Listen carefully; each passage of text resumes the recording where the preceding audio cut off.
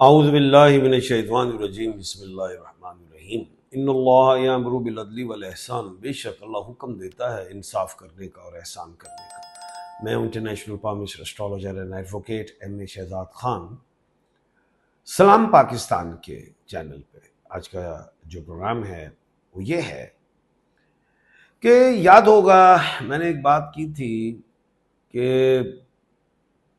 26 और 27 तारीख कमर दरक कर है, यहाँ पे ज़रा बचना है शुरली पटाखों से भी, और कोई भी बड़ी चीज़ें ख़राब हो सकती हैं, अल्लाह ना करे। और 26 को वेनेज़ुएला पे ज़िलज़ला आया और 2 और 6 8 बनते, और 8 के डिजिट को मैंने हमेशा आपको बेशुमार प्रोग्रामों में समझाया कि इतना अच्छा नहीं होता है। और ईरान और अमेरिका के भी वहाँ पे ज़ाहिर है ड्रोन वगैरह चल गए, कुछ कशीदगी बढ़ गई। चलो हो गया जो होना था। अभी 29 जून को मरकरी रेट्रोग्रेड हो गई है जनाब। अब मरकरी का जो रेट्रोग्रेड होना होता है, किसी भी प्लेनेट का रेट्रोग्रेड होना कोई इतनी अच्छी बात नहीं होती। इससे दुनिया में महंगाई होगी, तेल की कीमतें बढ़ेंगी। 23 जुलाई को मरकरी ने सीधा होना है, 29 जून को रेट्रोग्रेड हुई, 23 जुलाई को सीधी होगी।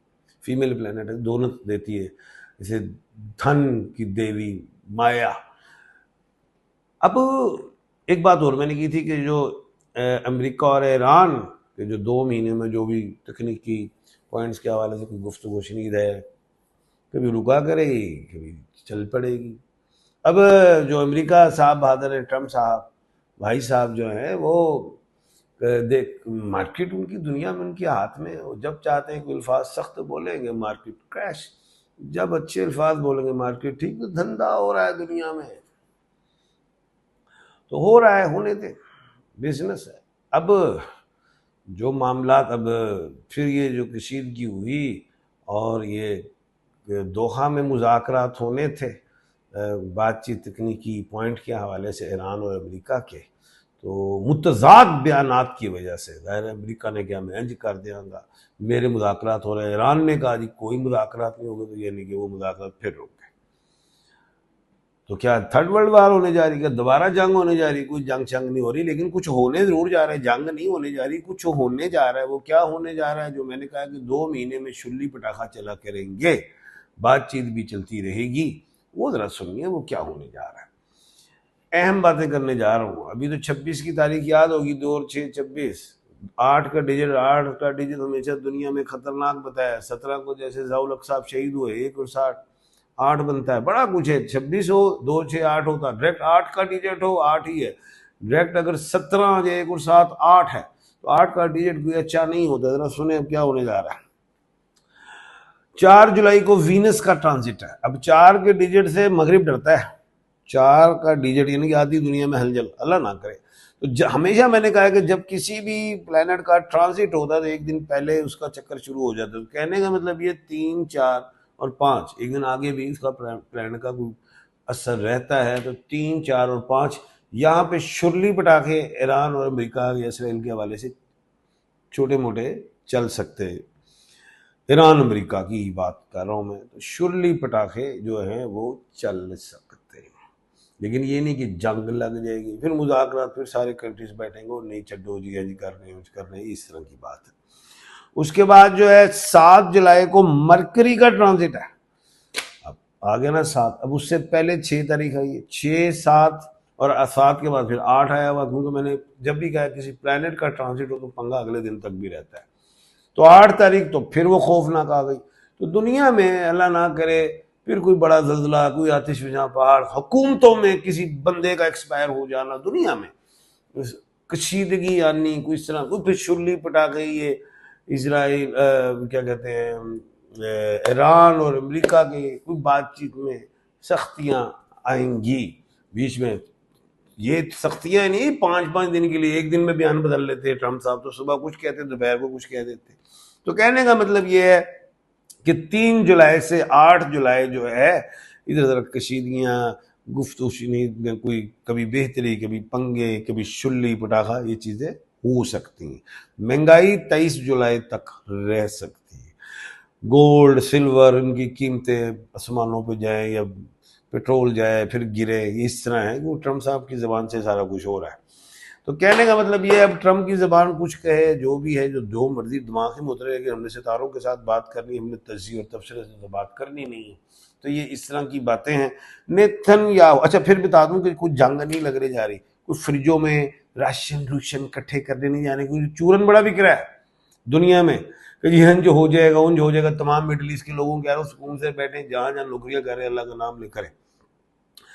दूसरी, जो रात कब्र में वो कब्र में, ठीक है। ऐसे अल्लाह पे यकीन रखें, इंशाल्लाह सब बेहतरी होगा। मैंने हमेशा कहा है कोई थर्ड वर्ल्ड वार नहीं होगी, कोई बड़ी जंग अब नहीं होगी। अब नए हरमुज खुल चुकी है, इंशाल्लाह खुली रहेगी। दुनिया जून में मैंने कहा खुलेगी, वो खुल रही है, अल्लाह खैर करेगा। ये शुल्ली पटाखे चलेंगे, जाहिर है इंडिया भी नहीं चाहेगा सुलह हो, इसराइल भी नहीं चाहेगा, उनके अपने अपने मुफादात हैं। तो लेकिन खैर मुस्लिम कम्युनिटी ममालिक बेशुमार हैं, हल निकालेंगे। और पाकिस्तान के ऊपर ये जिम्मेदारी है। और मैंने कहा था खित्ते की अल्हम्दुलिल्लाह हमारे सर है मुल्क पाकिस्तान के, इंशाल्लाह बेहतर होगा, रास्ता निकलेगा, अल्लाह खैर करेगा। आगे बताते हैं ज़रा। नेतन्याहू, एक ही है मुल्क इसराइल का, इंडिया भी एक ही मुल्क है, मुस्लिम बहुत हैं, ये मैं बता रहा हूँ आपको, मुस्लिम ममालिक बहुत है, तो हल हो ही जाएगा। नेतन्याहू का मैंने कहा था करप्शन के बड़े मामला इन पे चढ़ेंगे, ये ज़रा अदालतों से बच लें तो बड़ी बात है। तो आजकल इनके ऊपर भी ज़रा कुछ तलवार सी आई हुई है कि जी चलें जी नेतन्याहू साहब, उनकी जो अदालतें वो चाह रही हैं कि जो इस्तग़ाज़ा है जिसने पेश किया जाई जा, जो भी कंप्लेनेंट है कि ज़रा जनाब पीछे ही हो जो, लेकिन नहीं हो रहे। वकला वगैरह भी ज़रा नेतन को बचाने के लिए कोशिश में है, कोई सेफ साइड कोई रास्ता निकल आए। लेकिन मामलात, मैंने एक बात की हुई है, 2026 का जो साल है, तमाम डिजिट्स को काउंट करो तो बनता है 10, जीरो निकालो एक है अल्लाह का। इस साल जो बीजोगे वो काटोगे, जिसने जो इस साल बीजा है वो काटेगा। दूसरी बात यह है कि 28 को जंग शुरू हुई थी, 2 और 8, 10, वो भी एक बनता है। तो हर चीज़ जो है सूरज पे शुरू, सूरज पे ख़त्म, सूरज का साल भी है ना, लॉर्ड है वो। तो ऐसे है। तो ट्रम्प साहब ने भी जंग छेड़ के गलती कर ली और उनको 3 नवंबर में मुश्किलात का सामना करना पड़ेगा, जैसे भी नितिन है।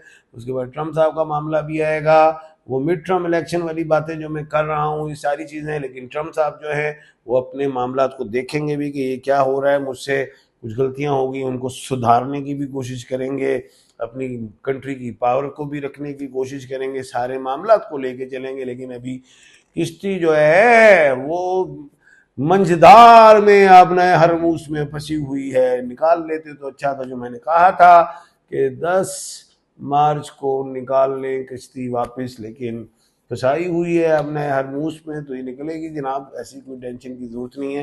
खैर, आपके कुछ सवालात हैं, उनके जवाबात भी देते हैं। सुंदर जावेद, मदर नेम शकीला बानो, 12 सितंबर 1992। मेरी शादी कब होगी? मेरी बेटी अगले साल का कुछ चांस है, अल्लाह खैर करेगा। अस्सलाम, एक मिनट दोबारा देखता हूँ, 2 साल लग जाएंगे, अल्लाह खैर करेगा, हो जाएगी। या वदूदू या लतीफ़ू पढ़ा करें। अस्सलाम वालेकुम। वालेकुम सलाम जी। हारिस साहब ने सलाम किया है जी। अच्छा, शोएब अली साहब ने इस्लाम पेश किया है, थैंक यू जी। जाने से पहले ही कहूँगा, किसी ने भी अगर अपना एक सवाल पूछना है तो अपना नाम, वालदा जी का नाम, डेट ऑफ बर्थ लिखें कमेंट सेक्शन में। अगले प्रोग्राम में मैं आपका सवाल शामिल करूंगा, उसका जवाब दूंगा। किसी ने मुकम्मल तफसील जाननी है, अपना नाम, वालदा जी का नाम, डेट ऑफ बर्थ लिखें और मुझे व्हाट्सअप कर दीजिए। अपने दोनों हाथों की तस्वीरें मोबाइल से उतारें, जहाँ लाइन्स होती हैं उल्टे हाथ भी कर दीजिएगा, जहाँ नाखून होते हैं। और जो सवाल है वो भी लिखना, मैं खुद पढ़ता हूँ व्हाट्सअप, और मैं आपको मैसेज कर दूंगा। मुझे कॉल कीजिएगा, मैं मैसेज करूंगा, फिर आप कॉल कर लीजिएगा। फिर 5 नॉलेज से बात की जाएगी, न्यूमरोलॉजी, एस्ट्रोलॉजी, नॉलेज ऑफ सात, palmistry and knowledge of Zafar के हवाले से। इंशाल्लाह कल अल्लाह के हुक्म से दोबारा आपके सामने हाजिर खिदमत होऊंगा। अपना और अपने इर्द गिर्द के लोगों का ख्याल रखिएगा। मुझे दीजिए इजाज़त, अल्लाह हाफिज़।